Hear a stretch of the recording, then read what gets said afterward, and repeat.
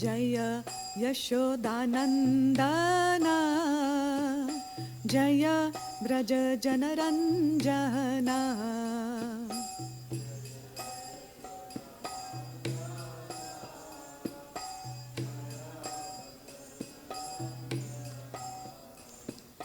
Jai यशोदानन्दना Jai Vraj जनरञ्जना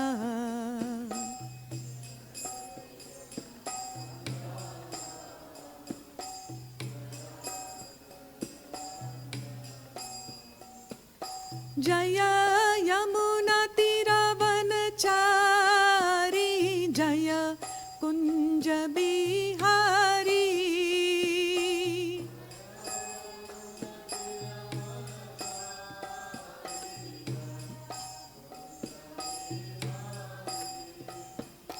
Jai यमुनातीरवनचारी Jai Kunj Bihari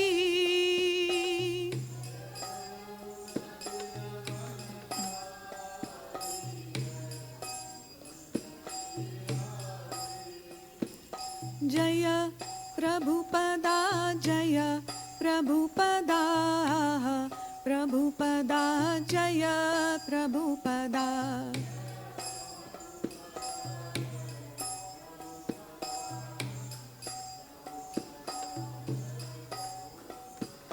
Jai Gurudeva Gurudeva Gurudeva Jai Gurudeva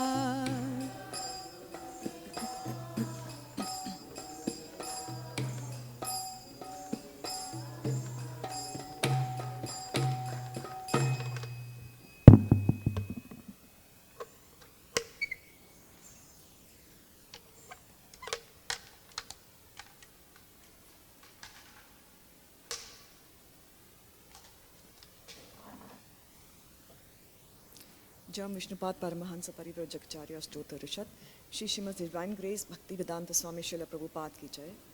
Jam Vishnupad Paramahansa Parivrajakacarya Stottra Rishad Shri Srimad Bhaktisiddhanta Saraswati Goswami Maharaj ki jai.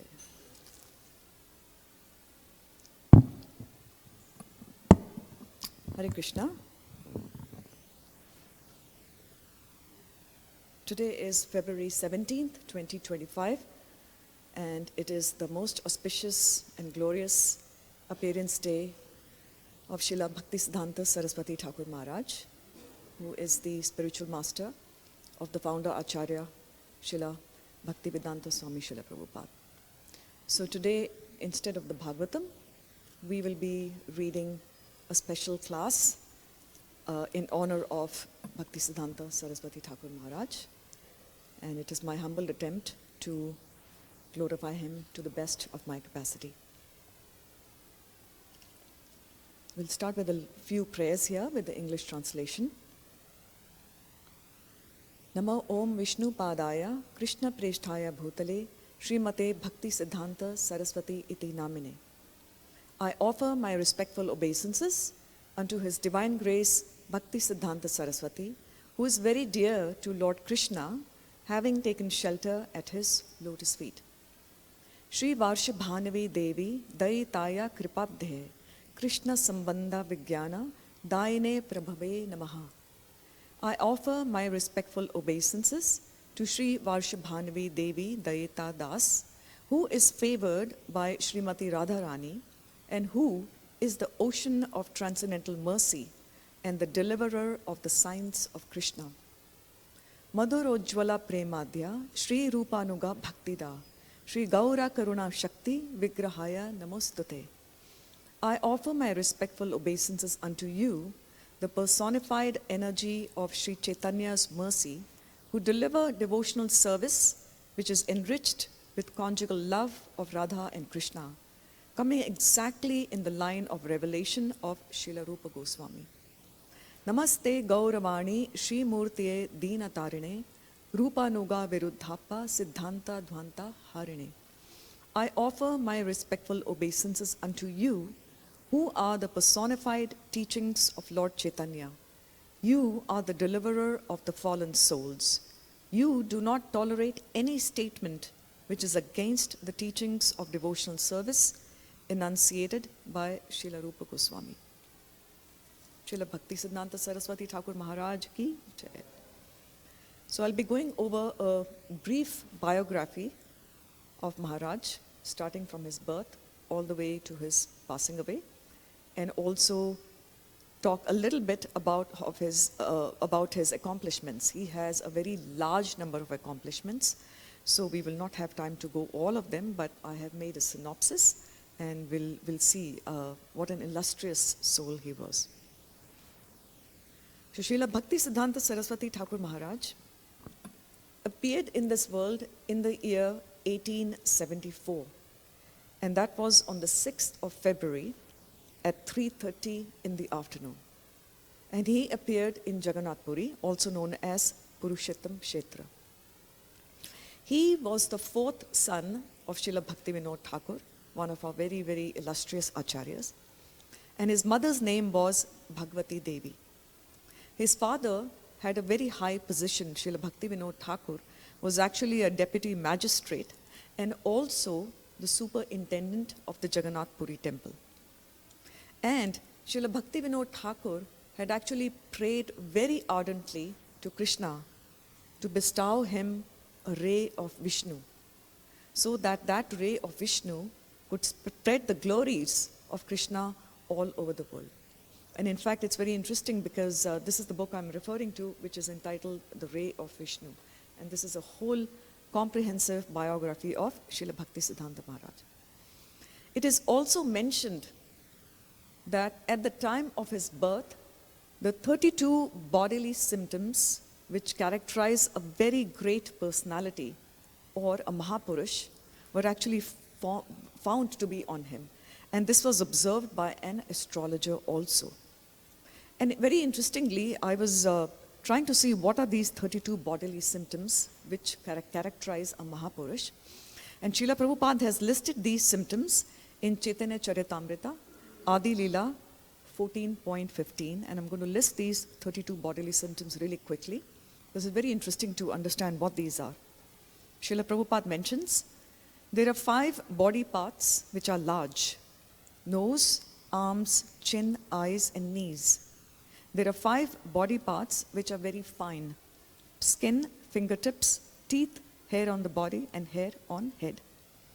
There are 7 reddish parts: eyes, soles, palms, palate, nails, upper lips, and lower lips. Then there's 6 raised parts: chest, shoulders, nails, nose, waist, and mouth. There are 3 small parts: the neck, the thighs, and the male organ. There are 3 broad parts: the waist, the forehead, and the chest. And there are 3 grave parts: the navel, the voice, and the existence. So in all, these are 32 parts, and Maharaj actually had all these 32 symbols of a Mahapurush.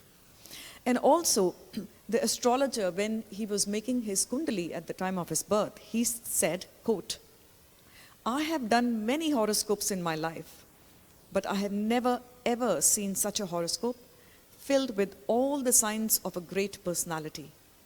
This child will become world famous as a brilliant teacher of life's ultimate goal."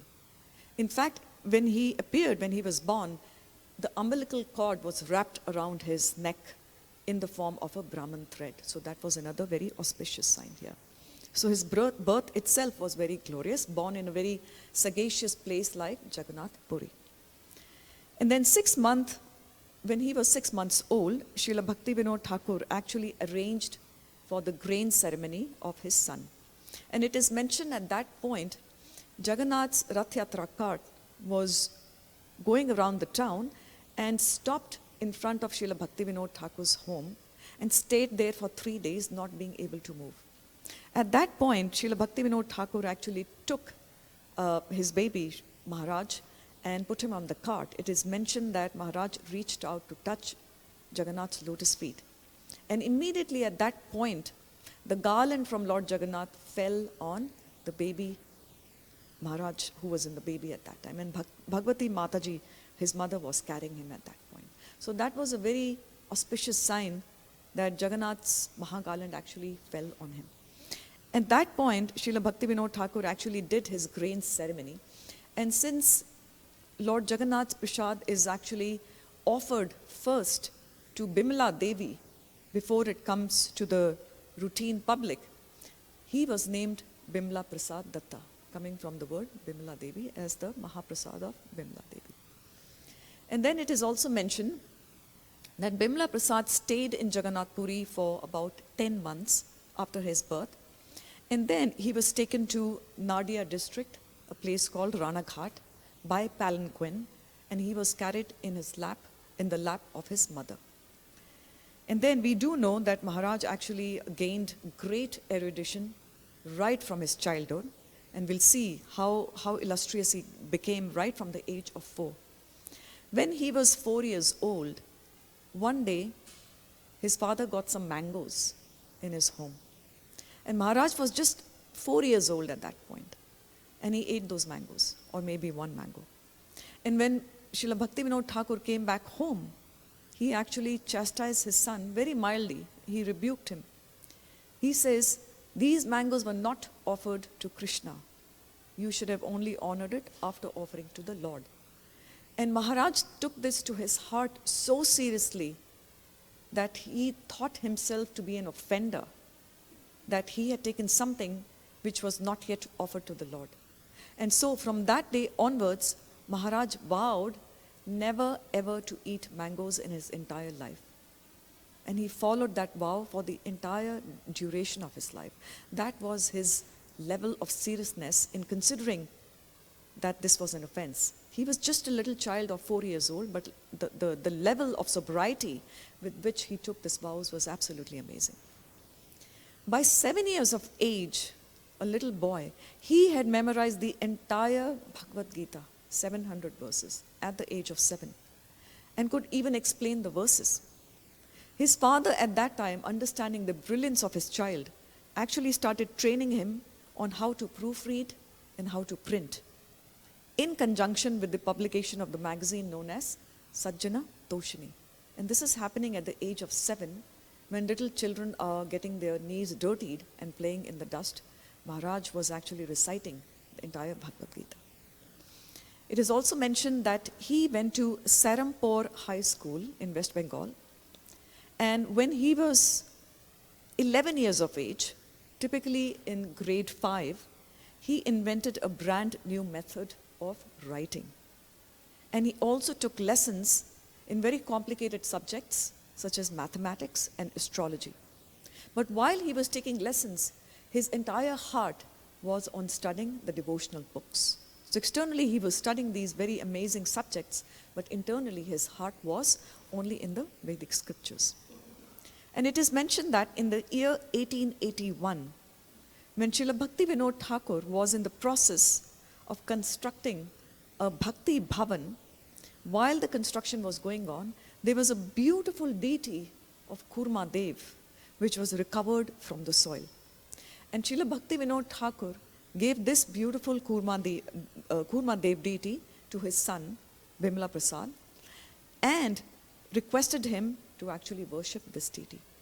And at the same time, he also gave him tulsi beads coming from Jagannath Puri, and also gave him a Nrsimha mantra to chant daily, which Maharaj actually did for the rest of his life. So his father could recognize his brilliance, and even at such a young age, at 13, he was given deity worship to be conducted, in this case, Kurma Devi. It is also mentioned that during this period, he used to attend the Sunday weekly meetings of Srila Bhaktivinoda Thakur's Vishwa Vaishnava Raj Sabha.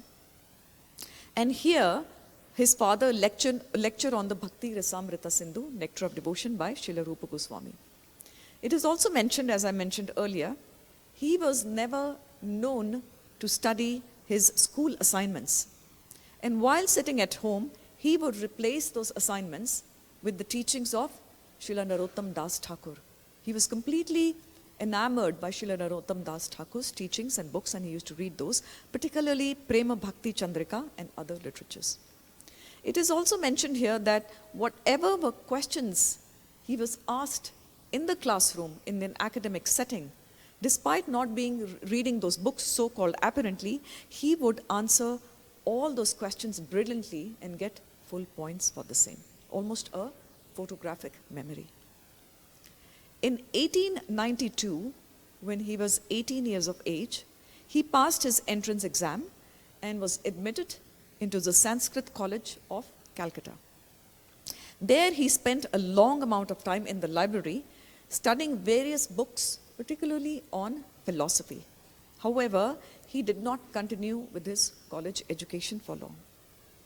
In 1897, when he was 23 years old, he started an autonomous Sanskrit school, also known as Chatuspathi, where monthly journals entitled Brihaspati and so forth on astrology were published. So he still had a great attraction for astrology up till the age of about 23 or 25. And in 1898, he studied a very complicated treatise known as Siddhanta Kaumudi. By the time he was 25 years of age, he had become very well versed in mathematics, astronomy, as well as Sanskrit, and he had established himself as a fantastic author and publisher of many magazines, including one very ancient book known as Surya Siddhanta. And as a result of that effort, he received the title Siddhanta Saraswati. In fact, he was so brilliant that the chair of the Department of Astronomy in the University of Calcutta offered him a chair, an honorary chair, to lead the department. But politely, Maharaj declined it, thinking that such a position would be an obstacle in his path of spiritual aspirations. And at the request of Srila Jagannath Das Babaji Maharaj, he composed the Sri Navadvip Panjika, which was a calendar focusing on months, lunar fortnights and stars, and all were given the names of Lord Vishnu. And this was coming from his astrological background. Despite this, he did not spend very much time on his astronomical pursuits and soon dedicated himself fully to the teachings of Lord Chaitanya Mahaprabhu. In 1895, Maharaj accepted service under the Tripura royal government as an editor for a biography of Raja Ratnakara. Later, he continued this service for a little bit of time, but then his heart was in spreading the teachings of Lord Chaitanya. After a short period of time, he took up responsibilities for inspecting the various activities in the royal palace of Tripura. However, he found there were a lot of anomalies there. There was a lot of malice and corruption, and he was completely disgusted by it. And he quickly told the Maharaj that he would be renouncing this position. And the Maharaj of Tripura said that is fine, and he gave him full pension. Maharaj took the pension for 3 years and then even renounced his pension. He was so detached from what he was being given. With his father, Srila Bhakti Vinod Thakur, this is the time when he is getting extremely attracted to the various pilgrimage sites. He started visiting various pilgrimage holy places and started hearing discourses from learned Pandits. And in October 1898, along with his father, he went to glorious places such as Kashi, Prayagraj, where the Kumbh Mela is going on right now, Gaya, and other holy places. At this point, after attending a very specific talk, his life seemed to take a turn, and he quietly developed a desire to search for a spiritual master or a guru. When he was 26 years of age, his father, Srila Bhakti Vinod Thakur, guided him to take initiation from Gaura Kishora Das Babaji Maharaj. And we do know Gaura Kishora Das Babaji Maharaj is an embodiment of tremendous renunciation. It is said that he is the epitome of Vairagya. And it is mentioned here that Gaura Kishora Das Babaji Maharaj used to live under a tree near the bank of the Ganges and wear clothes coming from the dead bodies of the crematorium. And he only ate plain rice. So upon the request of his father, Srila Bhakti Vinod Thakur, Bhakti Siddhanta Maharaj went to Gaurakishora Das Babaji Maharaj and begged him to accept him as his disciple. Gaurakishora Das Babaji Maharaj was known not to give initiation to anybody unless he was given the approval by Lord Chaitanya. So when Maharaj actually went to Gaurakishora Das Babaji Maharaj and asked him for initiation, Gaurakishora Das Babaji Maharaj said he will ask Lord Chaitanya and get his approval. So, and the second time when Bhaktisiddhanta Maharaj came to him and approached him again and asked him what was the status, what was Mahaprabhu's order, Gaurakishora Das Babaji Maharaj said, I forgot to ask him. And the third time when Maharaj requested that what is the status, were you able to ask him, Gaurakishora Das Babaji Maharaj said, I asked him, but I did not receive the command from Chaitanya Mahaprabhu. And Bhaktisiddhanta Maharaj was completely heartbroken because his heart was completely at the lotus feet of Gaurakishora Das Babaji Maharaj said. But knowing his determination, he firmly determined and remarked to Gaurakishora Das Babaji Maharaj that Ramanuj Acharya had been sent back 18 times before he was finally received by his guru, Goshti Purana.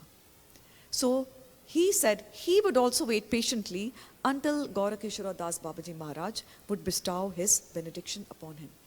And upon seeing this level of rigor and determination, Gaurakishora Das Babaji Maharaj was extremely impressed and gave him Diksha or initiation in the grove of Godruma after requesting him to take a bath, and he gave him the name Shri Varshabhanavi Devi Dayata Das. So this was his initiation given by Gaurakishora Das Babaji Maharaj after waiting patiently for several days here.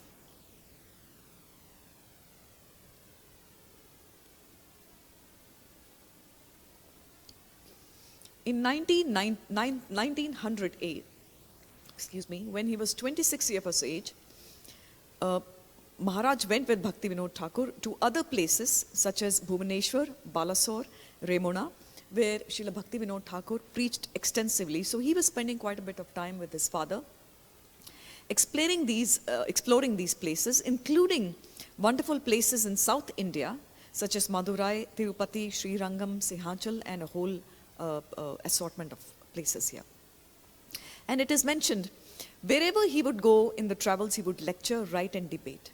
And in fact, he soon acquired such a reputation that his name would strike fear in the hearts of philosophical adversaries. It is mentioned that when he would walk the road, and people who were following different sects and different philosophies, they would see him walking around the road, they would actually move away, considering that we would get into a conversation with him and we would be defeated. So they were already fearful of him. In 1905, at the age of 31, Maharaj took an amazingly brilliant vow of chanting the Hare Krishna mantra 1 billion times. 1 billion is a very large number. And he did this residing in Mayapur in a grass hut near the birth site of Lord Chaitanya. And it is mentioned during this period, he slept on the ground and he was so renounced that even the roof of his grass hut had holes in it. And he never bothered to repair that hut. Whenever it would rain, he would sit there under an umbrella, holding an umbrella, and he would continue chanting the 1 billion names of Krishna. And during this time, he would only eat once, and there would be rice cooked in an earthen pot.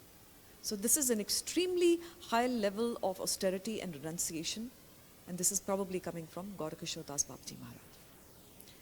In 1912, when he was 38 years of age, the Maharaj of a place called Kasim Bazar arranged to hold a very big gathering, also known as Sammelan, at his palace. And at the specific request of Maharaj, this Maharaja of Kasim Bazar,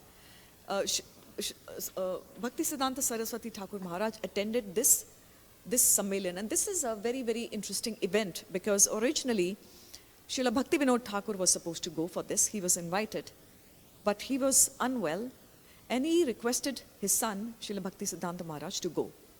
And this was a very interesting sammelan or gathering, because this was a place where a lot of impersonal philosophers and so-called caste Brahmins were also present. And the caste Brahmins always believed that one can become a Brahmin only if that person was born in a Brahminical family. That means it is a birthright, and otherwise nobody can be turned into a Brahmin. And Srila Bhaktisiddhanta Saraswati Thakur Maharaj actually gave 4 very brief speeches here on 4 consecutive days on Shuddha Bhakti. And it is mentioned here that in order to counteract these so-called Brahmins, it is mentioned that he gave a very brilliant essay which was entitled "The Conclusive Difference Between the Brahmin and the Vaishnava." And here the Brahmins were feeling very proud and arrogant. But Maharaj gave evidence from the scriptures. First of all, he started by glorifying the Brahmins. Maharaj said in the scriptures, the Brahmins have such qualities, they are at such a high position. And so those so-called pretentious Brahmins were actually becoming very happy that Maharaj is glorifying the Brahmins, so the Brahmins are higher than the Vaishnavas. But then Maharaj took a turn and again quoted from the Shastras and gave the principles of Vaishnavas and how high they are and what is the relationship with the Brahmins and Vaishnavas. And through this very resounding evidence provided from the Shastras, it was very clear that the Vaishnava is greater than the Brahmin. And those Brahmins who were assembled there could not argue with him. These were known as the Smarata Pandits. And they had absolutely no way to counteract him, because Maharaj was strictly speaking from the scriptures and the evidence provided in the scriptures. It is also mentioned here that at that point, everybody glorified Maharaj and they came and surrounded him. And at the age of 40 years, in the year 1914, Srila Bhaktivinoda Thakur passed away. And when he passed away, on the eve of his disappearance, he very vehemently advised his son, instructed his son to preach the teachings of the 6 Goswamis of Vrindavan and Lord Chaitanya far and wide. Not only his father, a few years later, when his mother, Mother Bhagavati, also passed away, she held his hand in both her hands and she begged him that, "Oh my son, you must take up the task of preaching with great enthusiasm and vigor." So both from his father and his mother, he received the same instruction, which he took to his heart and started preaching the glories of Lord Chaitanya. In 1918, close to 1918, he assumed the editorship of Sajjana Toshini and also established the Bhagavad Press in Krishnanagar. In 1918 itself, in Mayapur, he sat before a picture of his spiritual master, Srila Gaura Kishore Das Babaji Maharaj, and initiated himself into the sannyas order of life. And at that time, he assumed the title Bhakti Siddhanta Saraswati Goswami Maharaj. This was done in the year 1918 when he was 44 years of age. He was quite dedicated to using the printing press as the best medium for distribution. And we can see this printing press is also known as Brihat Mridanga, which means the sound of the books can go far and wide. And this is what our founder Acharya has also done. The specific focus of our movement is on the books distribution. Between 1918 and 1937, Bhaktisiddhanta Maharaj did an amazing number of feats. He founded 64 mutts at a large number of places, including Navadvip, Mayapur, Calcutta, Remuna, Alalanath, Madras, Patna, Gaya, and several other places. He initiated 25 highly educated people into the Tridandi Sannyas. And he deputed these well-disciplined sannyasis to preach the message of Lord Garanga all over the world. And for 6 years, he continued to supervise this particular preaching work. And it is mentioned that some of the sannyasis were successful in setting up very small centers in Rangoon as well as in London.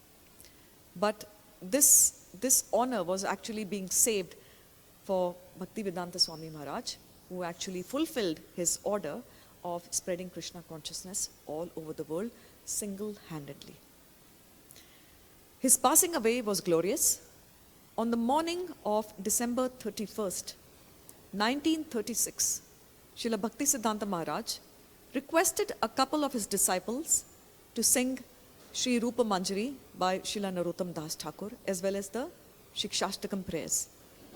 And in the forenoon, he requested the editor of the Gaudiya magazine to see to it that the Vaishnava Manjusha would be compiled and published. So even while he's so close to passing away, he is requesting his disciples to make sure that the publication and the printing actually goes on.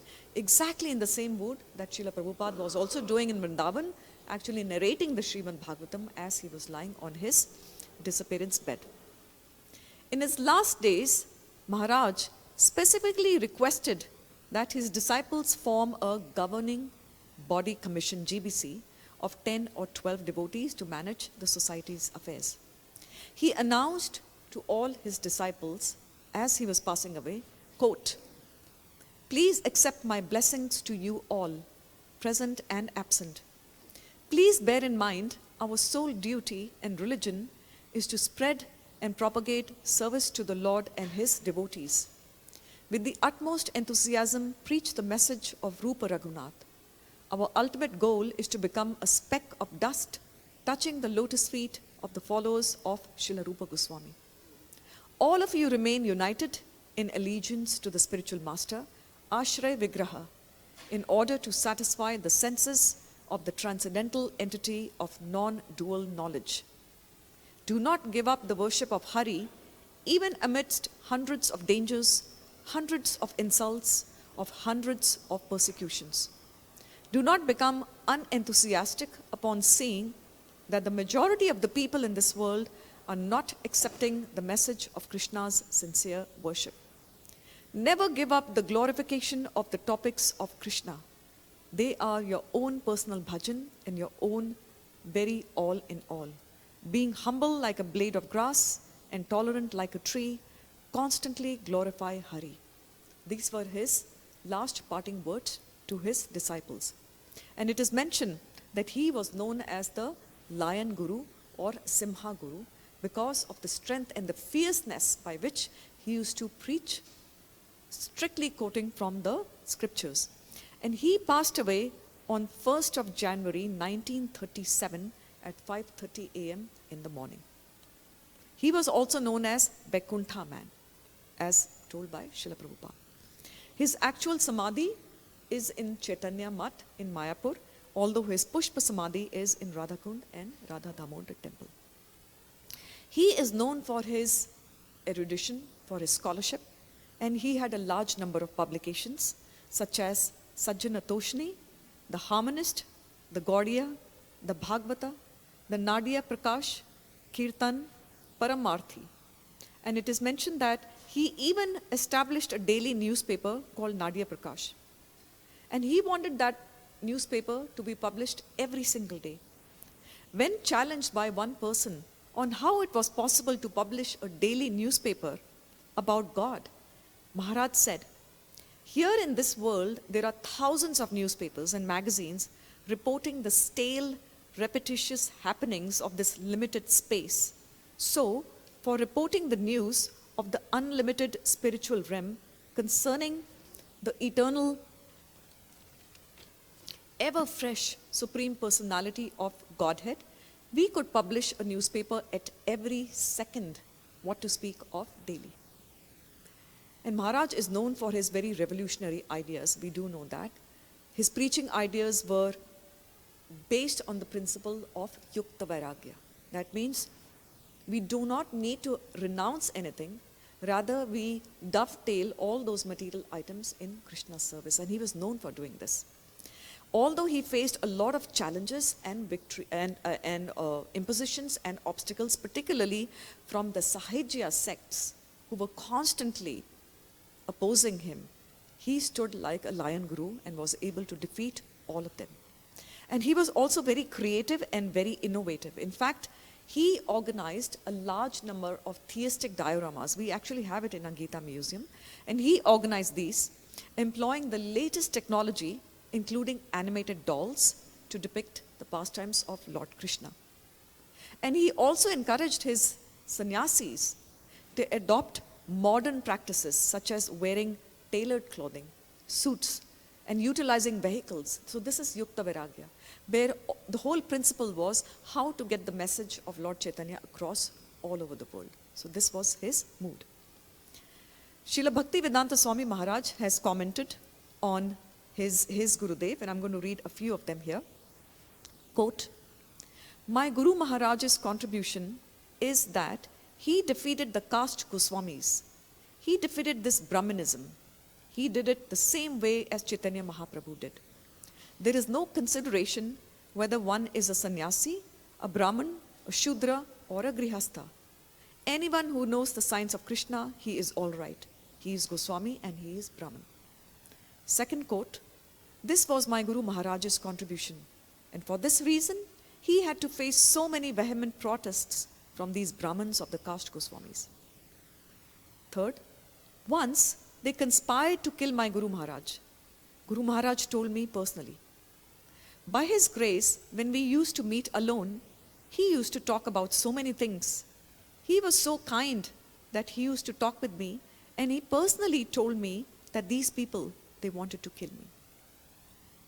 And the final quote, "When my Guru Maharaj was present, even big scholars were afraid to talk with him. Even his beginning students.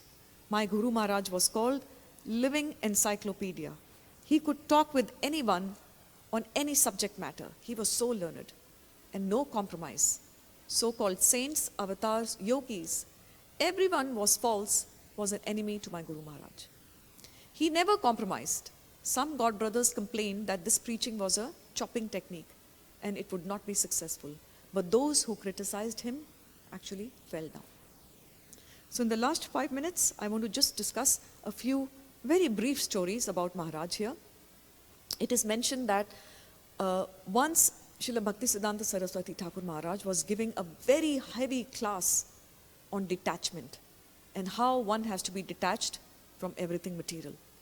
While he was doing this, that very afternoon, while Maharaj was in his room writing his manuscripts at that point, he looked out of the window and he saw a monkey stealing bananas from the warehouse.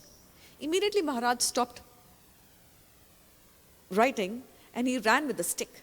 While he was getting up, the stick actually hit the ink which was on his desk, and the ink fell on the manuscripts, and all the manuscripts were colored with the color of the ink. And Maharaj ran outside with the stick, chasing the monkeys away. And it is mentioned that one of his servitors said to Maharaj that, "Maharaj, you are the one who told us that one should be very renounced. But looking at your behavior today, chasing these monkeys for a few bananas, I am not able to understand your behavior, because this does not align with the detachment that you mentioned." And Maharaj simply responded, "These bananas belong to Srimati Radharani because they have to be used in Krishna's service." And that is why Maharaj was chasing the monkeys to get the bananas back. And it is also mentioned in a second pastime that at the Yoga Peeth temple in Mayapur, there was a cook who was cooking, and he was very passionate. And this cook fought with every devotee in that mutt.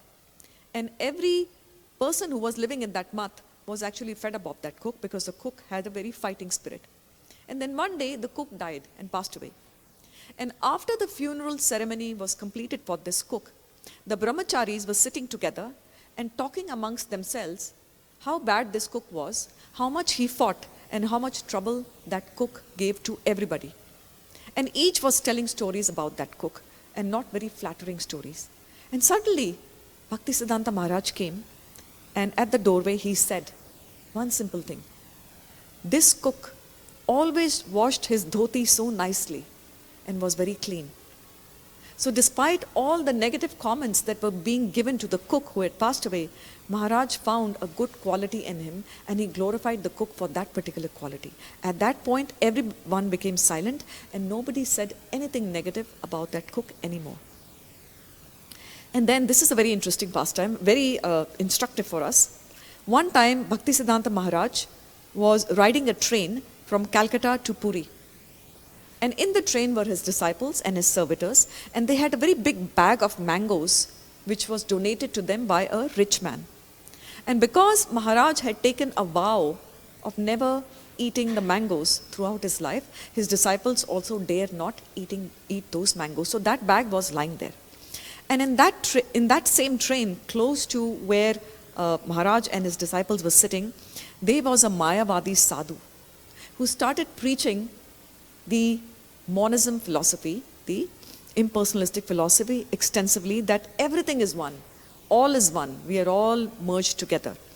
And Maharaj was getting quite upset because this was not Maharaj's mood. His mood was to counteract impersonalism. But Maharaj did this very creatively.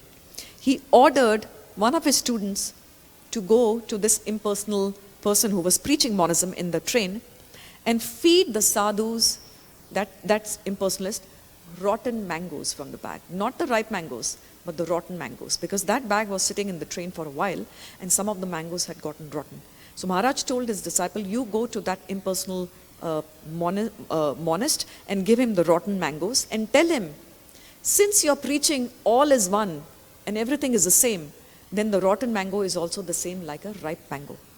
And when this was told to that impersonalist by the disciple, the impersonalist actually started crying and he fell at the lotus feet of Bhaktisiddhanta Maharaj and swore never to preach impersonalism again. So through this very simple pastime of using rotten mangoes, Maharaj was able to get the message across to this person on the train. And it is mentioned that very well-known impersonalist teachers of this day would retreat in fear when crossing the street when they saw Maharaj approaching him.